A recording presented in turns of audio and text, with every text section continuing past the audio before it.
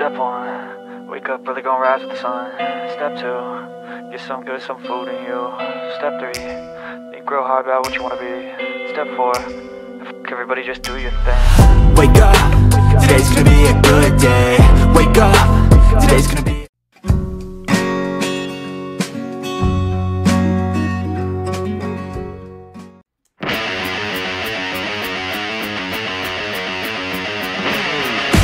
So what is up mga detective, nandito kami sa Manam, kumain kami dito at sulit ang pagpila namin. Alamin nyo kung bakit at tatakawin na naman namin kayo. Let's go!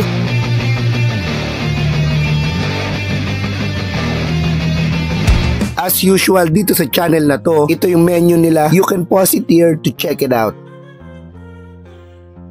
Montage.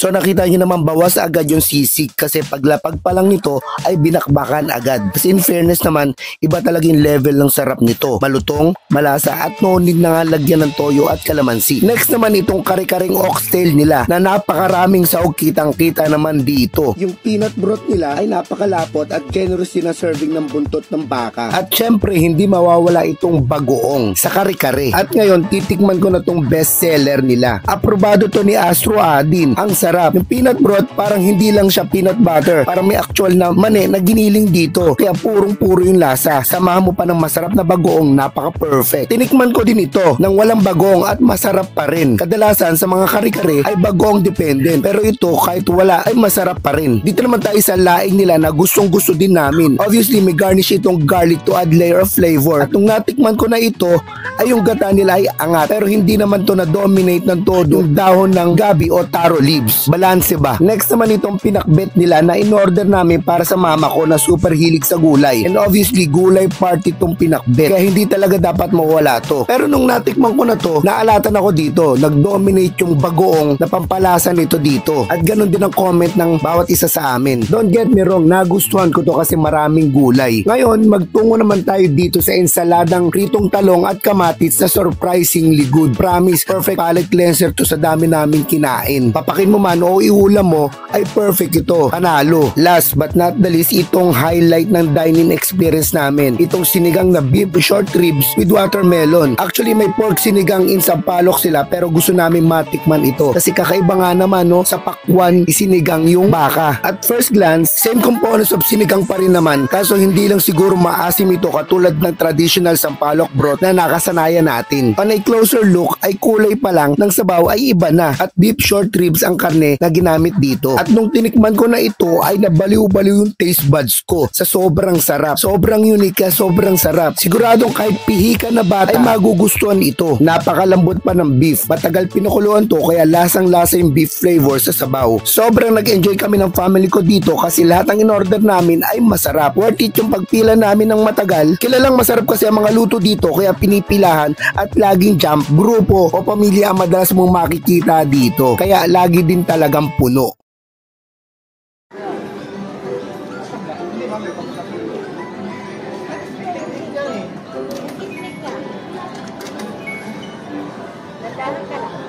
Galingan mo siya.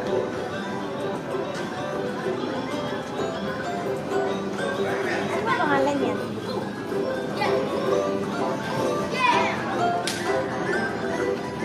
Ano pangalan yan, Leslie? Di ba si SpongeBob? Hindi. Ano ba yan?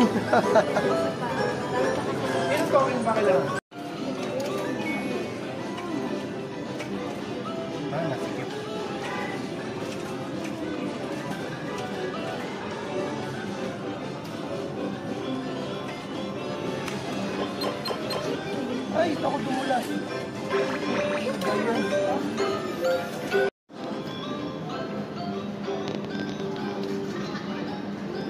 Magawa pa lang sa akin, naghahanap siya.